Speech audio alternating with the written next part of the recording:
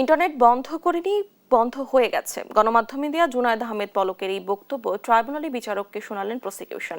কাঠগড়ায় বসে শুনলেন জুনায়েদ আহমেদ পলক নিজেও। একই সঙ্গে ইন্টারনেট ও সামাজিক যোগাযোগ মাধ্যম বন্ধের বিষয়ে সালমান এফ রহমান ও পলকের কথোপকথন পড়ে শোনা হয়।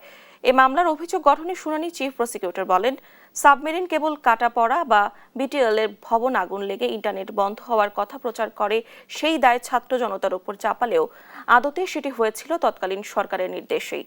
সজীব ওয়াজেদ জয় বিদেশি বসে পলকের এসব নীল নকশা করেছিলেন বলে প্রসিকিউশন ট্রাইব্যুনালকে জানায়। এ মামলার প্রসিকিউশনের অভিযোগ গঠনের শুনানি শেষ। আগামী 15 জানুয়ারি আসামি পক্ষের শুনানির জন্য দিন ধার্য করেন আন্তর্জাতিক অপরাধ ট্রাইব্যুনাল 1। এদিন প্রসিকিউটর বলেন, কাল পরশুর মধ্যেই মানবতা বিরোধী অপরাধের মামলায় শেখ হাসিনার আমৃত্যু কারাদণ্ডের সাজা বাড়ানোর আবেদন শুনানির জন্য চেম্বার আদালতে নেওয়া হবে।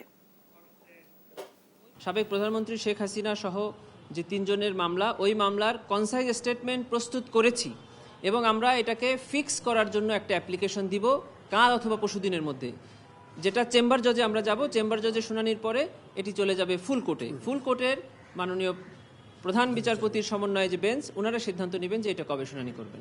তবে এই মামলার এই আইনে পরিষ্কার করে বলে দেওয়া আছে যে আপিল দায়েরের 60 দিনের মধ্যে আপিল শুনানি নিষ্পত্তি করতে হবে।